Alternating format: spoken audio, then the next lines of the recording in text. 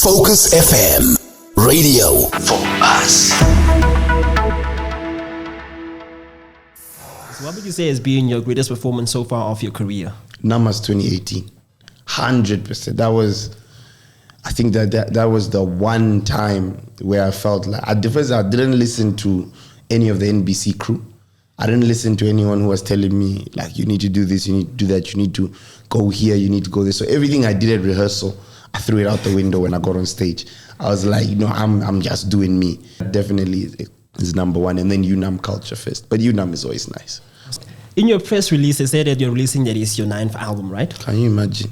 Now, I want to take you down memory lane in terms of mentioning, if you can remember, mentioning hits from your previous 8 albums. Like, if you could say, like, this song and this song and this song. Can you? Release was sent out, said 9 studio projects. Yeah. But then, I guess for the layman, a studio project is an album. Yeah. It's so, I understand where the miscommunication could come from.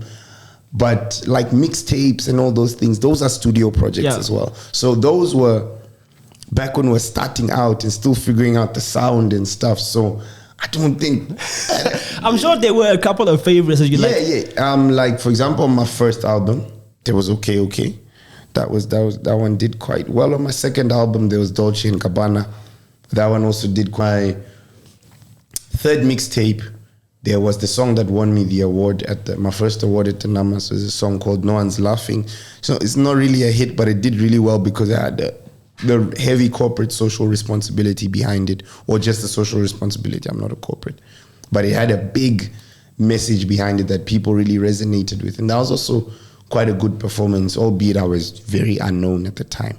So the rest are now like high school mixtapes. I wouldn't call those hits, but I definitely had a few favorites. I had a song called Switch Lanes, which was, telling people about how in high school I felt like a part-time student because I never attended school. I used to leave school and go to the studio and try and cook up a hit to try and... That time we're trying to make hits, but the hits are not coming. But I think those, you could go very far back, but...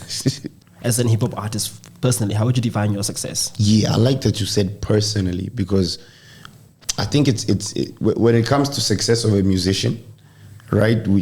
If we're not describing it personally, then we have to describe it based on accolades, based on money made, based on songs that you did and how well the songs did, and etc. For me personally, my success was just being able to wake up and do what I love and not have to do anything else. So the moment I was able to quit my job and I still continue to grow in life, then I knew, okay, I haven't made it in terms of what everyone defines as made it, but me, myself, as an artist, I feel like I've achieved what I wanted to achieve. I mean, there's still more to go, but I felt like I've definitely reached a very, very good point. And then in terms of, success, I would just put it to, because nobody wants to be that person to be cocky, but I would just, if someone were to say, okay, you're not one of the most successful hip hop artists, then I would ask why not? Because I believe that everything that everyone you believe is successful has done, I've done, and maybe a little bit more.